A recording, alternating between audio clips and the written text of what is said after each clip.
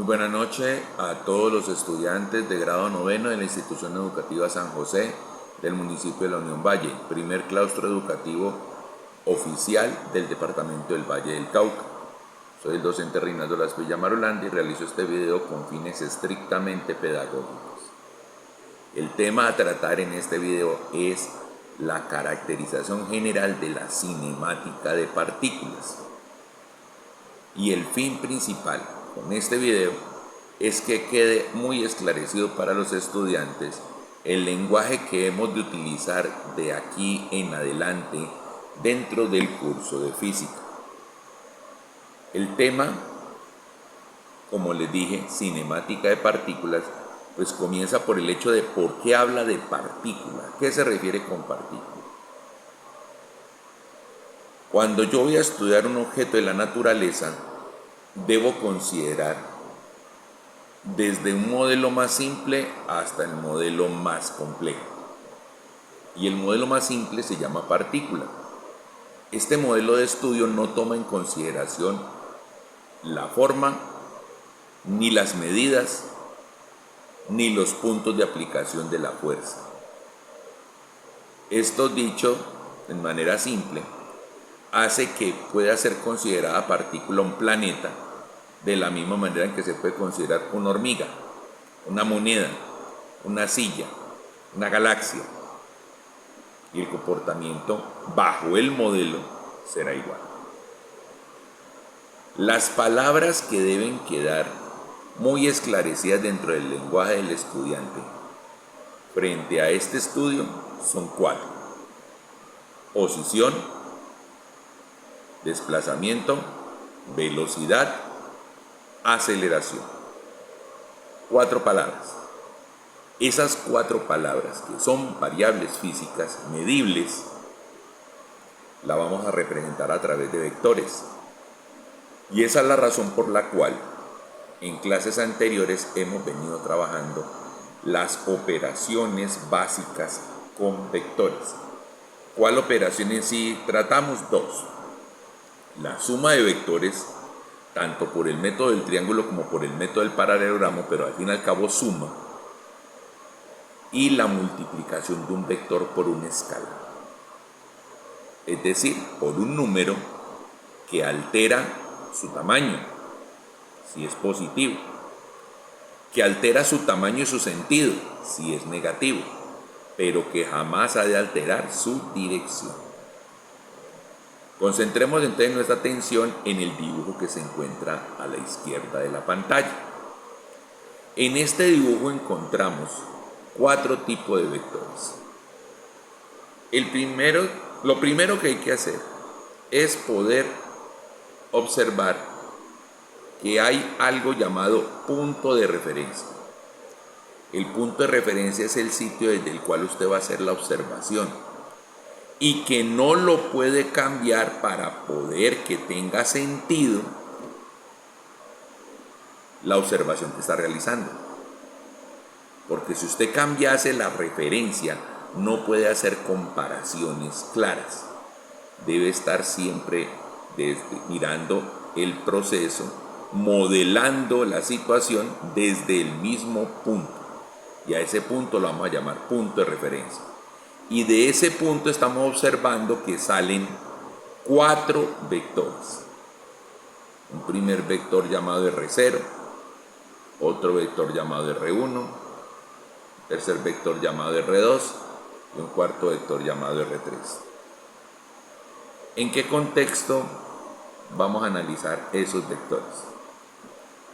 Vamos a suponer que dentro de nuestro concepto local, contexto local, vamos a ver cómo se mueve un cuerpo entre los municipios de La Unión y Versalles. Entonces vamos a simular que la trayectoria que muestra la carretera es esta que está trazada, llena de curvas, pero no contamos con la cantidad de personas suficientes para colocar a una persona seguida de la otra desde La Unión hasta Versalles. ¿Eso con qué objetivo se haría? para poder que cada una de ellas diera fe del paso del objeto por ese sitio y así nosotros poder tener certeza de cómo es el comportamiento de ese movimiento que el cuerpo está teniendo. Para el caso que está ilustrado, solo tenemos 4 observadores. Desde mi punto de referencia, yo estoy observando la totalidad del movimiento, pero hay unos observadores locales que van a dar fe del paso del cuerpo en cierto momento del tiempo. El primer lugar es el punto de partida, que el cuerpo se estaba moviendo antes, no hace parte de este estudio. Y ese es el que vamos a considerar como punto de partida. Y en ese punto de partida tenemos un observador. Salida de la Unión para Versalles, esquina del barrio San Pedro. El siguiente punto de observación es el paraje denominado Sabanazo. El otro punto de observación es el corregimiento de Quebrada Grande. Y el otro punto de observación es ya la llegada al municipio de Versalles. Con esos 4 datos intentaremos seguir el movimiento del cuerpo. Pero esas personas, esos observadores, ¿qué datos le pueden proporcionar a la caracterización de ese movimiento? Solo decir que en un instante de tiempo determinado el cuerpo se encontraba localizado allí. Por eso es que los vectores de los que voy a hablar se llaman vectores de posición, porque la posición es la ubicación del cuerpo en un lugar del espacio en un determinado instante. Es que venía de tal parte, no, de eso usted no tiene certeza. Lo único que tiene certeza es que en ese momento, en ese instante, en el tiempo, el cuerpo se encuentra localizado allí. Entonces, en un tiempo T0, el cuerpo está localizado con un vector que nace en el punto de referencia y llega allí. Y a ese vector lo llamamos R0, posición inicial. Pasado un cierto tiempo, el cuerpo ya se encuentra en otra posición. La posición 1, que para nuestro caso es el paraje denominado Sabanazo. Después de otro cierto tiempo, el cuerpo está localizado en el punto 2, R2, y a ese lo hemos denominado punto Quebrada Grande. Y el cuerpo después de otro cierto tiempo está en el punto 3, denominado Versalles. Entonces tenemos 4 puntos de referencia: el punto 0, que es el punto de iniciación del análisis del movimiento; el punto 1, que se llama Sabanazo; el punto 2, que se llama Quebrada Grande; y el punto 3, que se llama Versalles. Vamos a agrandar un poco la imagen para concentrar la atención sobre ella.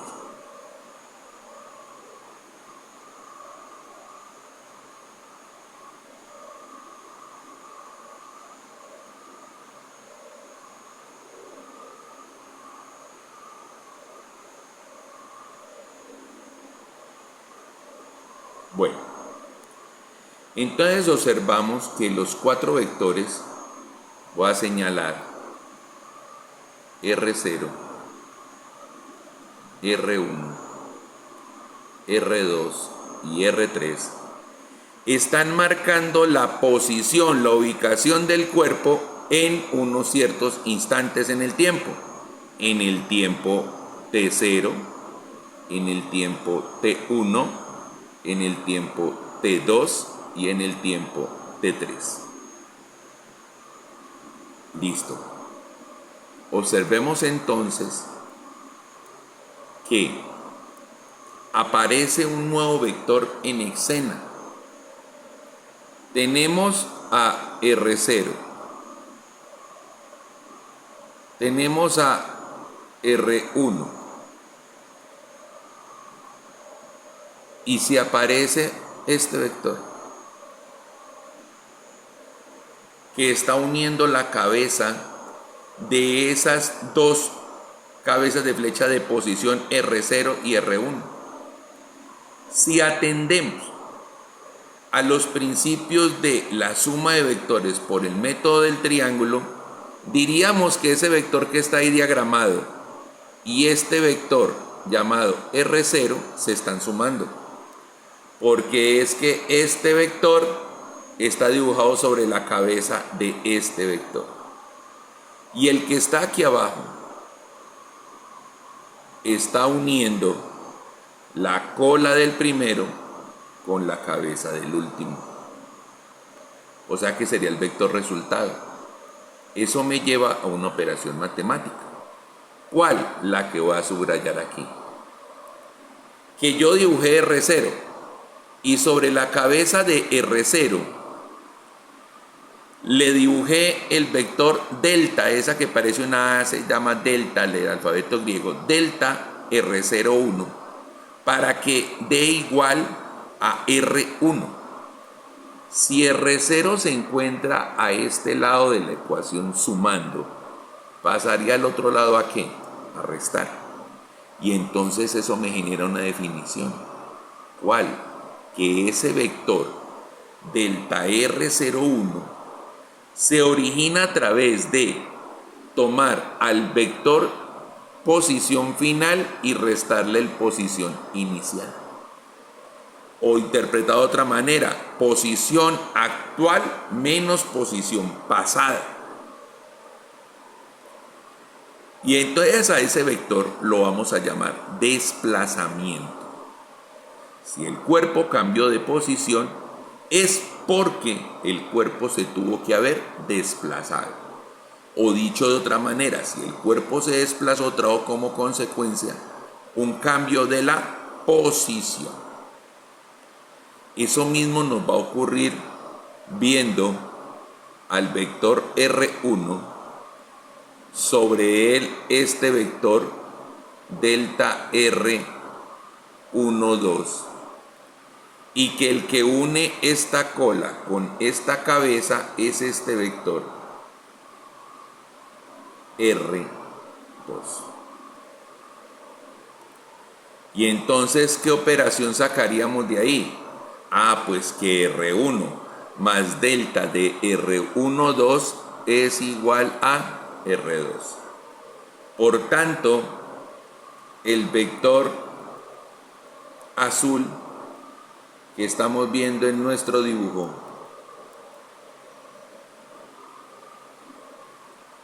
corresponde a la diferencia, a la resta, al cambio entre el vector R2 y el vector R1, es decir, al cambio de posición entre el punto 1 y el punto 2. Y nos queda un tercer vector, este que está aquí, otro delta, pero este llama 2, 3, porque está marcando la diferencia entre R2 y R3.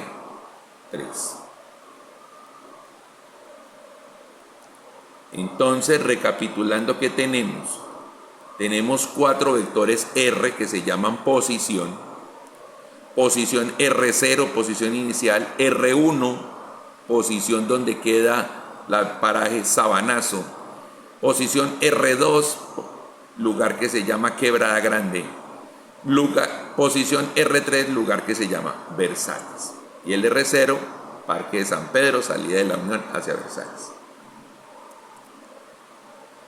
Y tenemos 3 vectores azules. El primer punto de medición fue San Pedro, el segundo punto de medición es Sabanazo, el tercer punto de medición es Quebrada y el cuarto punto de medición es Versalles. Si ustedes observan, está pasando como que el objeto se estuviera moviendo en línea recta, yendo en línea recta de San Pedro a Sabanazo, de Sabanazo a Quebrada y de Quebrada a Versalles.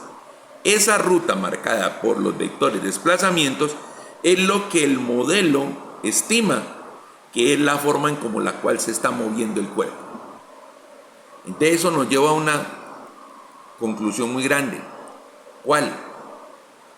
que el modelo de estudio jamás será capaz de perseguir el movimiento del cuerpo al milímetro.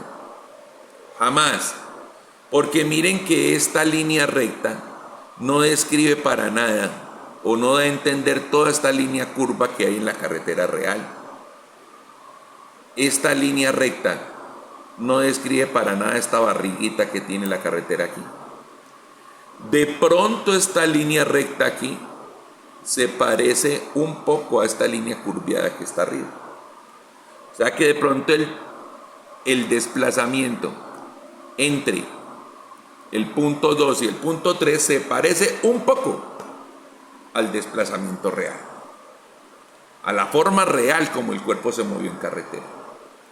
Entonces tengamos eso muy presente. El modelo piensa que el cuerpo se mueve en línea recta entre los dos puntos que le hayan servido como medición. Venga, ¿y eso cómo lo podemos corregir? Porque es que se ve, a la legua se ve que hay una disparidad, que hay una gran distancia entre lo que el modelo es capaz de dar y lo que realmente es la trayectoria que está teniendo el cuerpo. Pues la solución es muy simple: tener la mayor cantidad de puntos de medición. Como les decía, tener a una persona uno detrás del otro en la carretera entre la Unión y Versalles para que cada uno me dé un tiempo. Eso sería imposible, o al menos en una distancia que es relativamente corta, supremamente dispendioso hacerlo. La tecnología nos ha ayudado en eso. ¿Y qué aparatico parece que tuviera una persona colocada en cada centímetro de una carretera? Un GPS. Con eso es que funciona esa app que casi todos les gusta tener en sus dispositivos tecnológicos, llamado Waze o Google Maps. ¿Sí? Porque en Waze le aparece a uno donde hay radar, en Waze le aparece a uno donde hay un retén de la policía, en Waze le aparece a uno donde hay un sobresalto en la carretera. Le dice donde hay curva a la derecha, curva a la izquierda. ¿Por qué? Porque parecería como si tuviese repartido a lo largo de la carretera una serie de personas que le estuvieran dando señas, informes anticipados de qué se encuentra en la ruta. Como si simularan un cuerpo que va adelante de uno haciendo toda la ruta por uno para indicarle lo que puede pasar unos segundos después. Vemos ahora, ya teniendo en cuenta a los desplazamientos, que se generan unos vectores rojos para el dibujo: B1, B2, B3. Y esos vectores rojos tienen una herencia. Usted de sus padres hereda rasgos. No es completamente idéntico a su padre o a su madre. Hereda rasgos. Entonces, aquí, ¿quién viene siendo el papá? El papá viene siendo el vector desplazamiento. Y miren que ese vector desplazamiento que acabo de marcar ahí tiene la misma dirección y sentido del vector velocidad. ¿Qué pasa con el vector velocidad? Es más pequeño. ¿Y por qué es más pequeño? Porque ahora la velocidad es relacionar, y recuerden que la palabra relacionar es una división, es relacionar el cambio de posición, es decir, el desplazamiento, con el tiempo empleado para hacer ese desplazamiento. Entonces, así como le pasa a B1 que le hereda a ese desplazamiento, B2 es heredero de este vector. Y miren lo que tiene la misma dirección y sentido.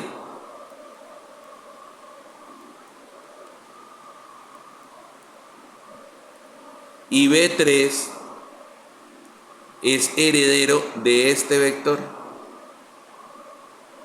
Tiene la misma dirección y sentido, que no tiene el mismo tamaño. Entonces usted decía, ¿y será que entonces También podrán cumplir la regla del triángulo esos vectores de velocidad. Sí, señor. ¿Y cómo lo vamos a cumplir? Miremos entonces el dibujito un poco más abajo. Si tuviéramos entonces al vector B1 y lo unimos por la cola con el vector B2, se nos genera, así como está en el de posición, un vector que une la cabeza de uno con el otro. A ese vector lo llamamos vector cambio de velocidad. Y si ese vector cambio de velocidad lo relacionamos con el tiempo que emplea para cambiar de velocidad, da origen a un hijito, al vector aceleración, que hereda la dirección y el sentido del vector cambio de velocidad. Después, si comparamos la velocidad que tiene medida en Quebrada Grande con la que tiene medida al entrar a Versalles, es decir, B2 y B3, observamos entonces que hay un vector también cambio de velocidad, y ese vector cambio de velocidad le da herencia al vector aceleración. Desde aquí en adelante, esas van a ser las 4 palabras con las cuales nos vamos a identificar, las 4 palabras que estoy en obligación de dar razón de ellas cada vez que me hablen de cinemática, es decir, del movimiento, de la descripción del movimiento de un cuerpo. ¿Cuáles son esas 4 palabras?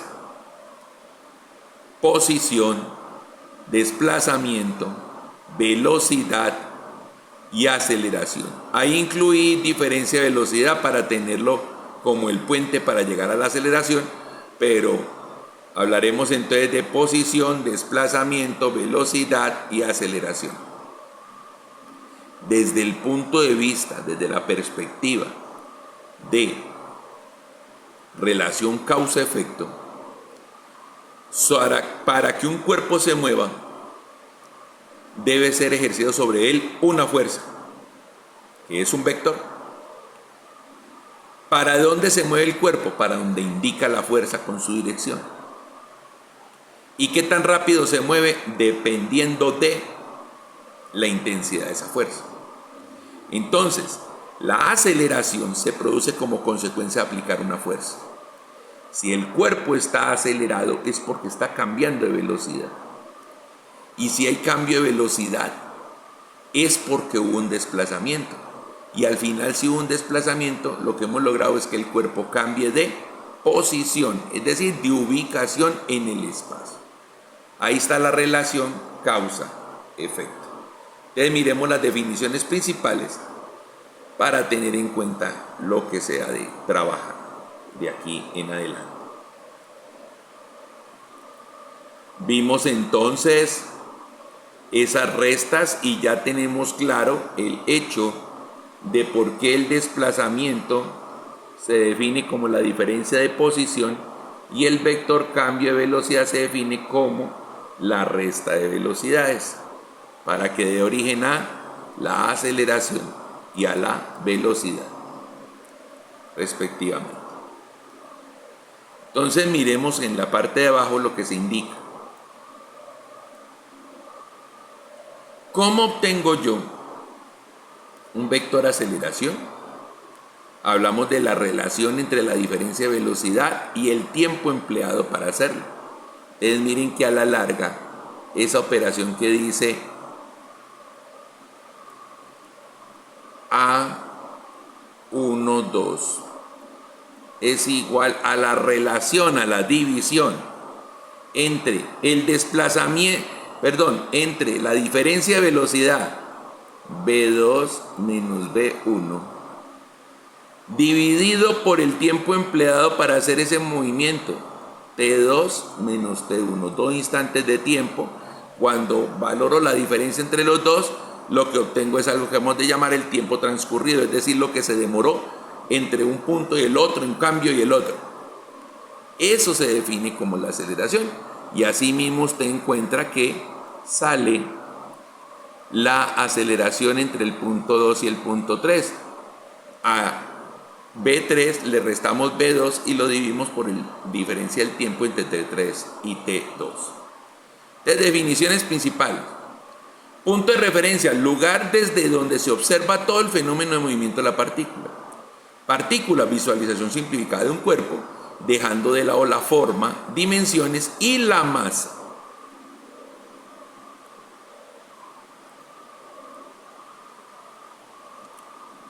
¿Qué es posición? Ubicación que se identifica internacionalmente con un vector con la letra R minúscula y una flecha encima indicando que es un vector. Ubicación de un cuerpo en un determinado tiempo t con referencia al punto de referencia. Con respecto al punto de referencia. Desplazamiento, cambio de posición de un cuerpo al haber transcurrido cierta cantidad de tiempo delta t. ¿Qué es delta t? Tiempo inicial menos tiempo final menos tiempo inicial. Que salió de la Unión a las 2 de la tarde y pasó por Sabanazo a las 2:25. ¿Cuánto fue el tiempo transcurrido? 2:25 menos 2 de la tarde da 25 minutos. Ese es el tiempo transcurrido. ¿Y qué es desplazamiento entonces? Pues el cambio de posición final menos la posición inicial. Velocidad, relación existente, es decir, división, entre el desplazamiento realizado por un cuerpo y el tiempo empleado para hacerlo, es decir, el tiempo transcurrido. Entonces observe aquí al final, esta es la formulación de la velocidad.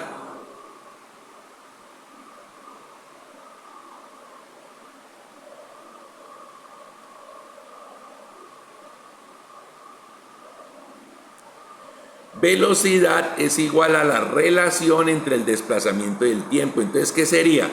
La diferencia de posiciones dividido por el tiempo transcurrido. El vector cambio de velocidad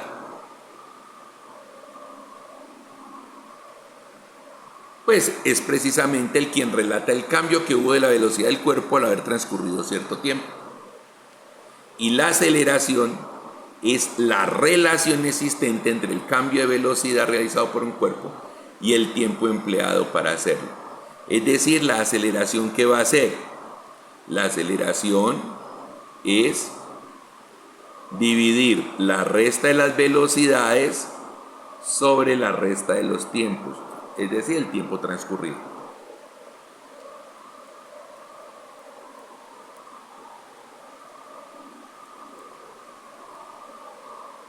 Entonces viene una pregunta. Para yo sacar B1 necesité haber hecho un desplazamiento. Entonces, ¿por qué no puse el vector velocidad inicial? Porque si el vector es hijo de un desplazamiento, el cuerpo se había desplazado antes del punto cero. En mi estudio podía ser, él se venía moviendo desde antes, ¿quién sabe qué tiempo? Pero es que yo comencé mi estudio en el punto cero. Lo que haya pasado antes no es de mi interés estudiarlo. Y lo que pase después del punto 3 tampoco. Entonces, al no existir un desplazamiento que esté dentro de nuestro estudio, que tuviese como punto de llegada a ese desplazamiento el punto cero, entonces no tenemos cómo dar un dato de la velocidad inicial. Oiga, pero la velocidad inicial es necesaria. Sí, claro. Usted la va a asumir o se la van a brindar.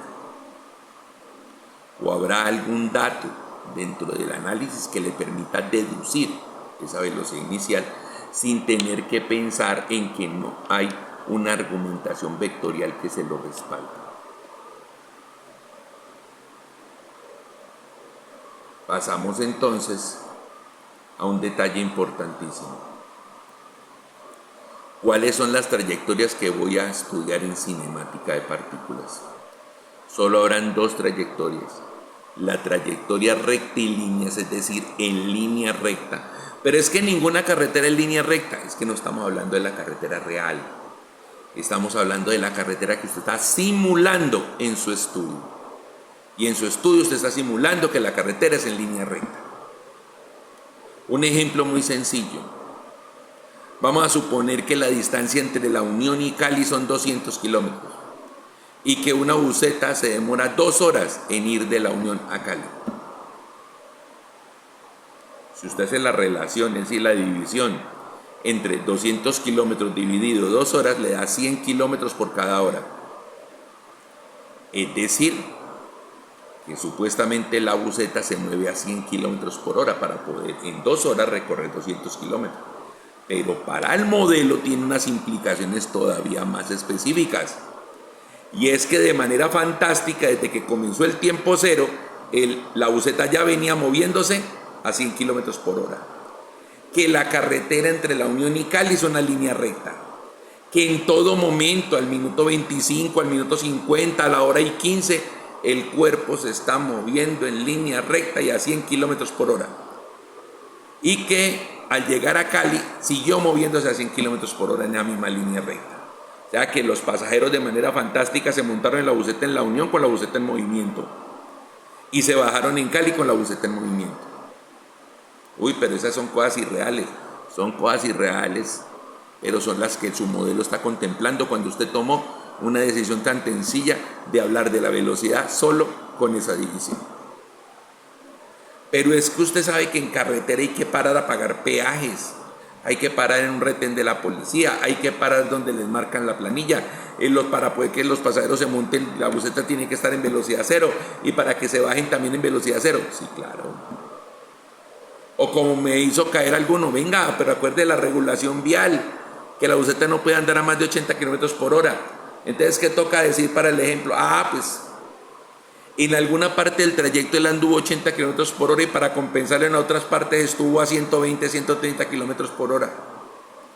Para que se creyera que se estuvo moviendo todo el tiempo a 100 kilómetros por hora. Porque ¿qué fue lo único que me importó? El punto inicial y el punto final. La Unión y Cali. ¿Cómo llegó? ¿Qué pasó en el trayecto? No ha sido de mi importancia.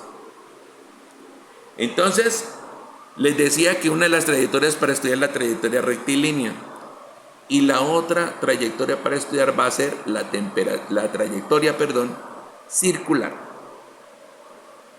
Pero el movimiento circular lo veremos después. Está sometido a que podamos analizar parte de círculos o círculos completos en cuanto al movimiento, teniendo en cuenta que debe haber un radio de giro constante. Concentrémonos en el movimiento en línea recta, trayectorias rectilíneas.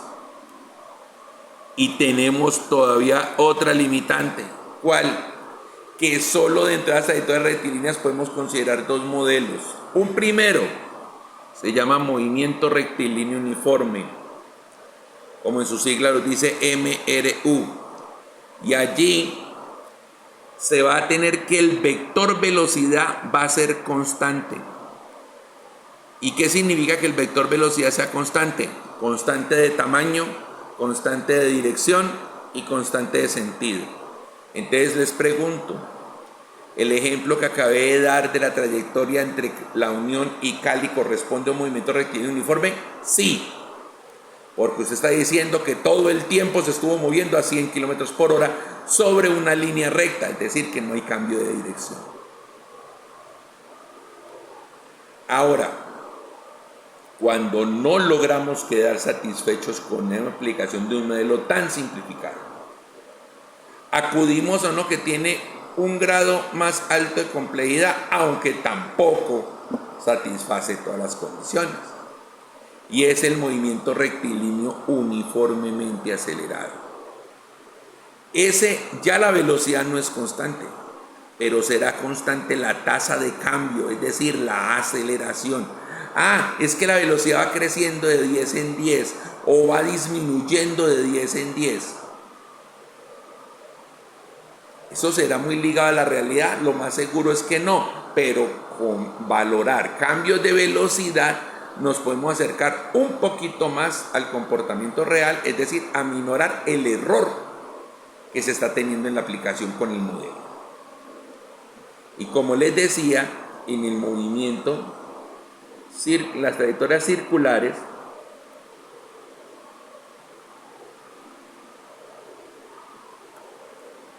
entonces ya me va a aparecer movimiento circular uniforme, que es cuando el pedazo de trayectoria en forma de círculo, sea completo o sea un arco, se logró hacer con velocidad angular constante, que eso implicaría tener una magnitud de la velocidad periférica o tangencial constante.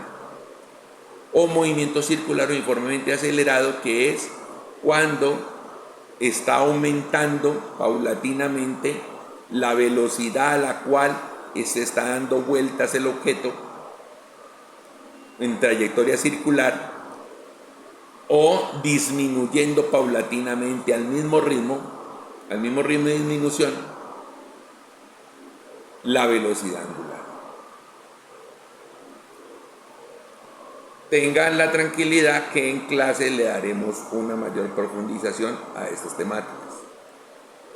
Y por último, para que nos quede este afianzamiento del acercamiento a la caracterización de las variables de la cinemática en la versión particular, es que la posición, como la posición tiene unidades de longitud, estará medida en metros, en kilómetros, y en el sistema inglés estará medido en pies, en pulgadas, en millas. El desplazamiento, como a la larga son cambios de posición, sigue siendo unidades de longitud. La velocidad, como tiene relación entre longitud y tiempo, entonces serán kilómetros por cada hora, metros por cada segundo, metros por cada minuto, kilómetros por cada minuto, pies por segundo, pies por minuto, millas por hora. Listo. Y la aceleración tiene unidades de longitud en la parte de arriba y de tiempo elevado al cuadrado en la parte de abajo. Después miraremos por qué dice que tiempo al cuadrado si eso no se puede medir. No, porque es una operación matemática que haremos en detalle. Por ahora distingamos que las unidades en las que se podrá medir son metros sobre segundo al cuadrado, kilómetros sobre hora al cuadrado, metros sobre minuto al cuadrado, pies sobre minuto al cuadrado, pies sobre segundo al cuadrado, millas sobre hora al cuadrado.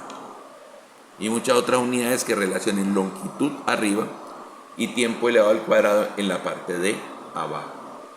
Espero que este video les ayude a consolidar lo visto en clase a través de la explicación magistral brindada por el profesor. Que tengan una buena noche.